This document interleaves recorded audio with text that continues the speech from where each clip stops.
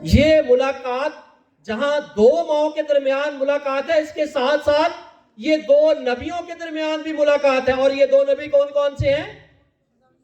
खुदावंद यीशु मसीह और यूहन्ना इस्तबागी। ये दोनों आपस में रिश्तेदार भी थे और हम असर भी थे। तो ये मुलाकात सबसे पहले दो माओं के दरमियान मुलाकात है, फिर दो नबियों के दरमियान मुलाकात है।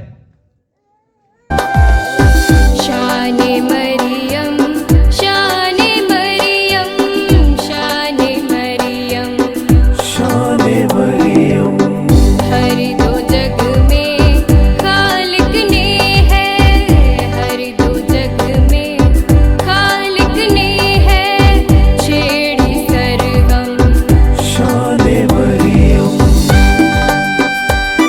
अजीज भाइयों और बहनों, आज की शाम हम बड़ी खुशी और शादमानी के साथ खुदा के घर में आए हैं ताकि मुकद्दसा मरियम की मुलाकात एलिज़ाबेथ के साथ की ईद मना सके। पाक मां कैथोलिक कलीसिया मई का महीना और अक्टूबर का महीना मुकद्दसा मां मरियम के लिए मखसूस करती है और इन दोनों महीनों के दौरान मुकद्दसा मरियम की ईदें मनाई जाती हैं। हर रोज पहाड़ी पर, गिरजाघरों में या अपने अपने घरों में रोजरी की इबादत की जाती है। पूरी दुनिया में आज हम खुदा के घर में आए हैं ताकि इस मुलाकात की ईद को मना सके। हमारी अपनी रोजमर्रा जिंदगी में, खानदानी जिंदगी में, समाजी जिंदगी में, कलीसियाई जिंदगी में और सियासी जिंदगी में हर रोज बहुत सारी मुलाकातें होती हैं। और इन मुलाकातों में से, इन मीटिंग्स में से कुछ मुलाकातें जो हैं बहुत पुरमानी होती हैं, नाकाबिले फरामोश होती हैं। हम इन मीटिंग्स को, इन मुलाकातों को बार बार दोहराते हैं। हम इन मुलाकातों को, इन मीटिंग्स को कलमबंद करने की या रिकॉर्ड करने की कोशिश भी करते हैं ताकि बार बार इन्हें देखा जा सके, गुफ्तगू को सुना जा सके और इन अच्छे लम्हात को बार बार दोहराया जा सके। ये आम जिंदगी की बात है। मैं आम जिंदगी की बात कर रहा हूं जिसमें सियासी मीटिंग्स होती हैं, जिसमें समाजी मीटिंग्स होती हैं, जिसमें खानदानी मीटिंग्स होती हैं, जिसमें दोस्ताना मीटिंग होती है और जिसमें हर तरह की मीटिंग्स और मुलाकातें होती हैं। अब जब हम पाक कलाम की तरफ आते हैं तो पाक कलाम में भी बहुत सारी मुलाकातों का जिक्र किया गया है और अब आपकी बारी है वो मुलाकातें कौन कौन सी हैं। कौन कौन सी मुलाकातों का जिक्र किया गया है पाक कलाम में? सबसे पहले बागे अदन में मुलाकात हुई और यह मुलाकात किसकी थी? खुदा की मुलाकात हजरत आदम के साथ। खुदा ने हमारे पहले वालिदैन को बनाया और उनको बागे अदन में यानी खुशी के बाग में रखा और हर रोज क्या करता था? उनके साथ मुलाकात करता था और वो खुशी और शादमानी की जिंदगी बसर कर रहे थे। इसके बाद हजरत इब्राहिम की मुलाकात होती है, इसके साथ? फरिश्तों के साथ।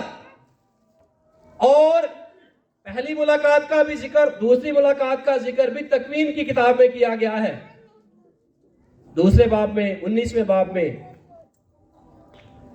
और फरिश्तों की जब मुलाकात हजरत इब्राहिम के साथ होती है तो क्या पैगाम दिया जाता है हजरत इब्राहिम को? खुशखबरी सुनाई जाती है। कौन सी खुशखबरी थी? बेटे की खुशखबरी, इसहाक की खुशखबरी कि खुदा तुझे बेटा अता करेगा। फिर हजरत मूसा की मुलाकात होती है, किसके साथ? यत्रू के साथ। और फिर फाइनली आज किसकी मुलाकात होती है? किसके साथ? मुकद्दसा मरियम की मुलाकात एलिसबात के साथ। हम मशरकी लोग हैं और इस बात को बखूबी जानते हैं। आजकल ये इतना ट्रेंड नहीं है, लेकिन जो हमारे आबाओ-अजदाद थे, दादी दादा नानी नाना, और उस दौर में जो हमारे माँ बाप थे, तो जब हमारे खानदानों में कोई खुशी या गमी होती थी या शादी होती थी, तो लोग क्या करते थे, एक एक महीना पहले चले जाते थे। और इसी तरह घरों में जब कोई मुश्किल होती थी या किसी को जरूरत होती थी, तो माँ या बेटी या भाभी को उनकी मदद के लिए भेज दिया जाता था। और कभी कभी ये दुरानियां महीनों पर मुहित होता था। लेकिन आज का दौर अफरा तफरी का दौर है, आपाधापी का दौर है। ना रखने वालों के पास टाइम है और ना जाने वालों के पास टाइम है। दोनों के पास टाइम की कमी है। जब हम आज की ईद पर और आज की मुलाकात पर गौर करते हैं, तो इस ईद के हवाले से बहुत सारी बातें, बहुत सारे नुकात, बहुत सारे पॉइंट्स हमारे सामने आते हैं। सबसे पहला पॉइंट है, ये मुलाकात है किनके दरमियान? दो माओं के दरमियान। किनके दरमियान मुलाकात है? दो माओं के दरमियान, दो अजीम हस्तियों के दरमियान। और ये दो माएं कौन सी हैं? कौन सी दो अजीम हस्तियां हैं? मुकद्दसा मरियम और मुकद्दसा एलिसबात। मुकद्दसा मरियम को जब पता चलता है कि उसकी बहन, उसके रिश्तेदार एलिसबात को जरूरत है मदद की, तो वो जाती है। एलिसबात हारून की बेटी और जिक्रिया काहिन की बीवी थी। और मुकद्दसा मरियम अपनी कजन, अपने रिश्तेदार की मदद के लिए एलिसबात के यहां जाती है। और इस तरह दोनों माओं की आपस में मुलाकात होती है। और ये मुलाकात जो है बड़ी मीनिंगफुल है, बहुत पुरमानी है और बहुत पुर असर है। और इस मीटिंग का, इस मुलाकात का असर क्या होता है? ये मुलाकात जहां दो माओं के दरमियान मुलाकात है, इसके साथ साथ ये दो नबियों के दरमियान भी मुलाकात है। और ये दो नबी कौन कौन से हैं? खुदावंद यीशु मसीह और यूहन्ना इस्तबागी। ये दोनों आपस में रिश्तेदार भी थे और हम असर भी थे। तो ये मुलाकात सबसे पहले दो माओं के दरमियान मुलाकात है, फिर दो नबियों के दरमियान मुलाकात है। और दोनों नबी जब मुलाकात करते हैं, दोनों कहां पर हैं? मां के बतन में है। खुदावंद यीशु मसीह भी मां के बतन में है और यूहन्ना इस्तबागी जो है वो भी मां के बतन में है। लेकिन माओं की मुलाकात के साथ साथ ये दोनों नबी भी इस मुलाकात को महसूस करते हैं। कैसे? जो ही मैंने तेरे इस्लाम की आवाज सुनी तो बच्चा मेरे बतन में खुशी से उछल पड़ा। दोनों नबी भी मुलाकात करते हैं, दोनों नबी भी इस खुशी को मनाते हैं कि वो इकट्ठे हुए हैं, उनके दरमियान मुलाकात हो रही है। और ये मुलाकात दोनों माओं के लिए, दोनों नबियों के लिए बरकत, फजल का वसीला ठहरती है। और इस मुलाकात का नतीजा क्या निकलता है कि ये मुलाकात फजल का वसीला बन जाती है। फजल का वसीला दोनों के लिए और खास तौर पर एलिसबात के लिए कि खुदा का फजल, खुदा के बेटे की मां, खुदा का बेटा उसके घर में आता है। और इस तरह ये मुलाकात उनके लिए फजल का वसीला बनती है। और इसके साथ साथ, फजल के वसीले के साथ साथ ये नबूवत का वसीला भी बनती है। नबूवत का वसीला कैसे बनती है? एलिसबात भी नबूवत करती है और मुकद्दसा मरियम भी नबूवत करती है। कैसे?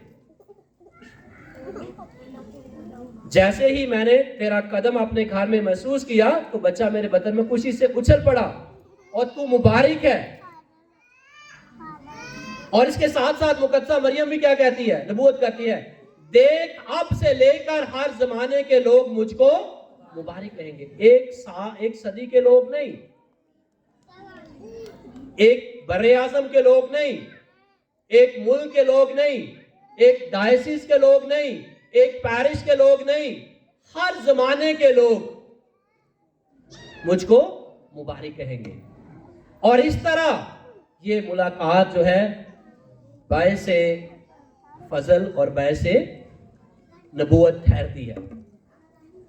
और इस तरह ये मुलाकात जो है आज हमारे लिए भी बरकत का और फजल का बायस है कि हम सब मौसम की खराबी के बावजूद खुदा के घर में आए हैं, उस पर तवक्कल करते हुए उसकी इबादत कर रहे हैं और अपनी अर्ज़े, मिन्नतें और मुनाजात और दरख्वास्तें और ज़रूरियात मुक़द्दसा माँ की दुआ के साथ पेश करने के लिए आए हैं।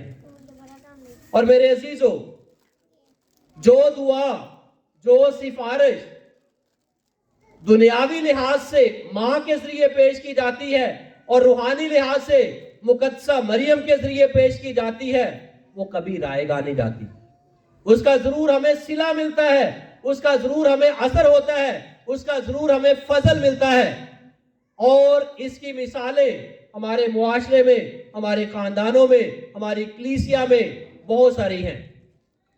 हम साल भर के दौरान मुक़द्दसा मरियम की बहुत सारी ईदें मनाते हैं, ज़ियारतों के लिए जाते हैं ताकि मसीह खुदावंद की बरकत और फजल हासिल कर सकें। और आज की शाम हम सब भी इसी मकसद के लिए खुदा के घर में आए हैं ताकि उसकी इबादत कर सकें और उससे बरकत और फजल हासिल कर सकें। और मुक़द्दसा मरियम के बोल जो हैं, मुक़द्दसा मरियम के अल्फाज जो हैं, वो इंसान की तकदीर को बदल देते हैं। ना सिर्फ इंसान की तकदीर को बदल देते हैं बल्कि खुदा के इरादों को भी तब्दील कर देते हैं। और इसकी मिसाल हमें कहां पर मिलती है? मुकद्दस यूहन्ना की अंजील उसका 2 बाब। कौन सा वाक्य है? काना गलील का वाक्य, मौजज़ा जो खुदावंद यीशु मसीह करते हैं अपनी मां के कहने पर। मां दुनियावी भी और मां रूहानी भी, ये दोनों घर का ख्याल रखती हैं, मुआशरे का ख्याल रखती हैं और दूसरों की जरूरियात जिंदगी का ख्याल रखती हैं।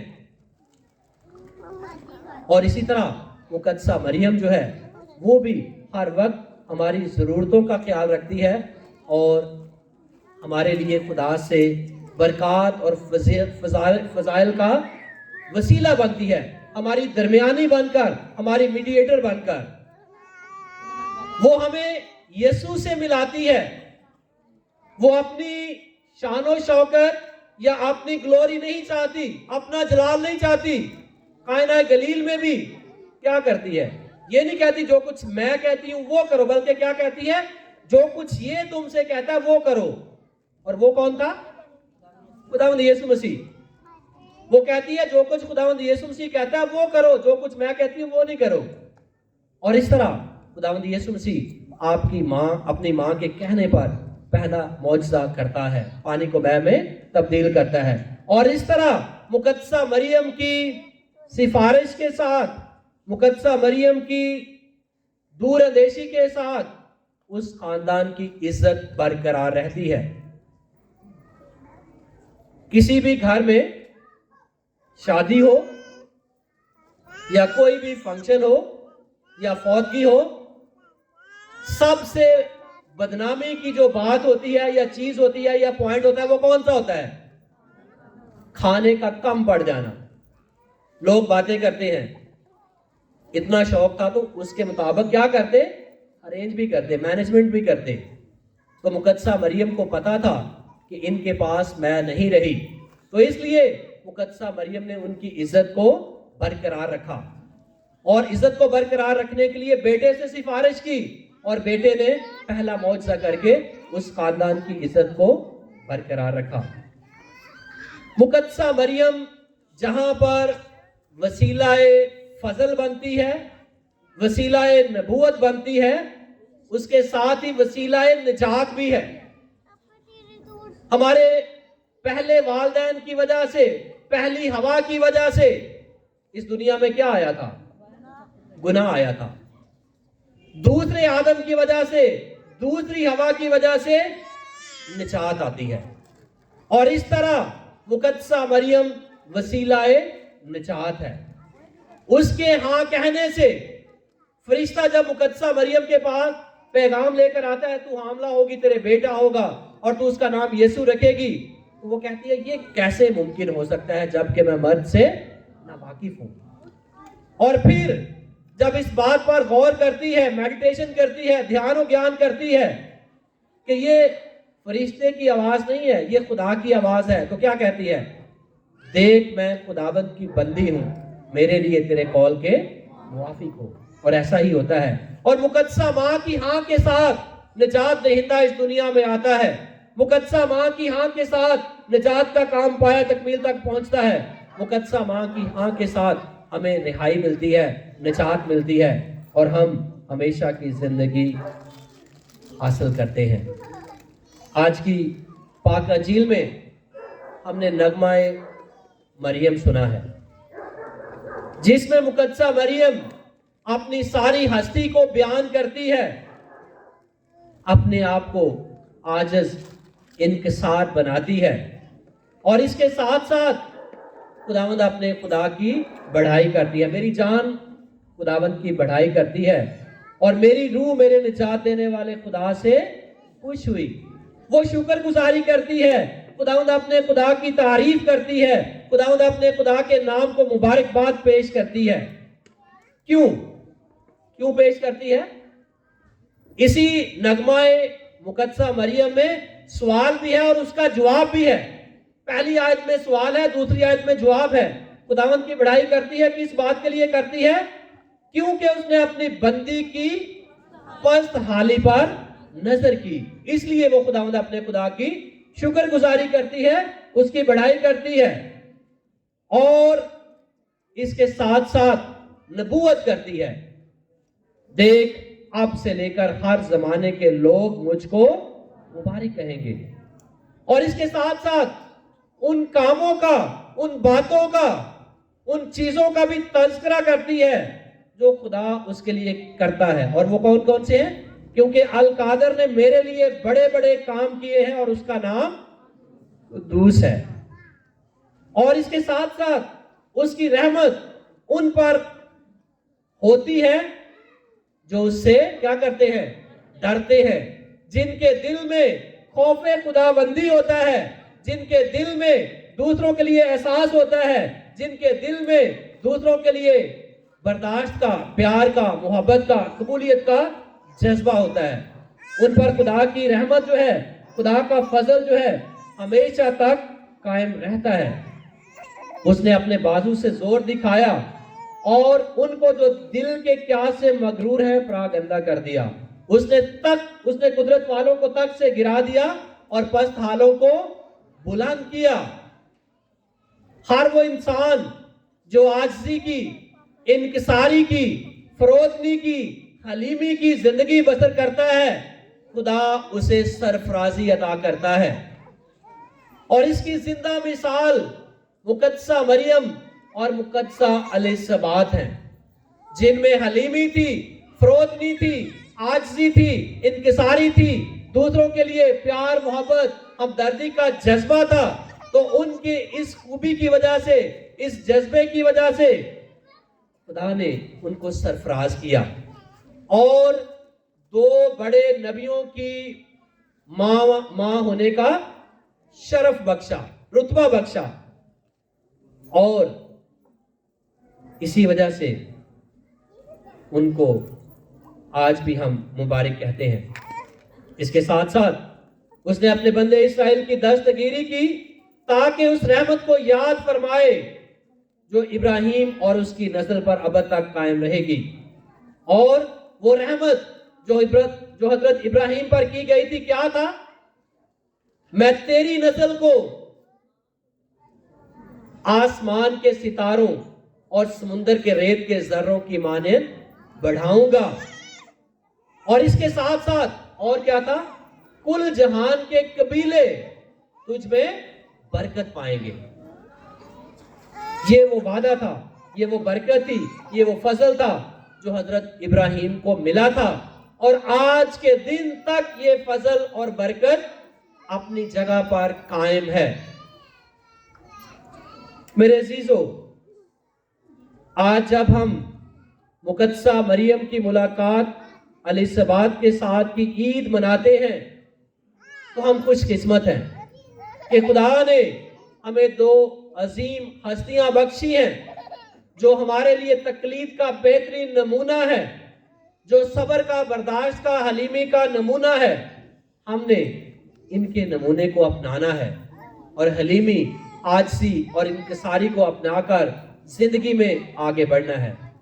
मसीही जिंदगी फूलों की सेज नहीं है, इसमें बहुत सारी आजमाइशें हैं, इसमें रिजेक्शन है, रद्द किए जाने का अमल है, इसमें मसीह होने की वजह से नफरत पाई जाती है, हमारे साथ नारवा सलूक रखा जाता है। लेकिन जहां पर मसीही जिंदगी है, खुदावंद यीशु मसीह ने कहा है, जो कोई मेरा शागिर्द बनना चाहता है, जो कोई मेरी पैरवी करना चाहता है, उसके लिए क्या लाजम है? खुद इनकारी करे और अपनी सलीब खुद उठाकर मेरे पीछे चले। जो कोई अपनी सलीब उठाकर मेरे पीछे नहीं चलता वो मेरा शागिर्द नहीं हो सकता। यीशु के शागिर्द होते हुए, यीशु की बेटियां और बेटे होते हुए हमने हर रोज खुद इनकारी करनी है और अपनी सलीब खुद उठाकर यीशु के पीछे चलना है। जहां पर मसीह जिंदगी है वहां पर सलीब है, और जहां पर सलीब है वहां पर मुकद्दसा मरियम है सलीब के नीचे, जो हर वक्त और हर घड़ी हमारे लिए सिफारिश करती है और हमारी दरमियानी बनकर हमारी अर्जों और मिन्नतों को खुदा बाप के हुजूर पेश करती है। आइए इस माँ के लिए खुदावंद अपने खुदा का शुक्रिया अदा करें और हलीमी, आजिज़ी, इंकिसारी और फरोतनी के साथ इस माँ की पैरवी करते जाएं, इस माँ की अकीदत करते जाएं और इसके वसीले से बहुत सारी बरकत और फजाइल खुदा से हासिल करने पाएं। मसीह हमारे खुदावंद के वसीले से।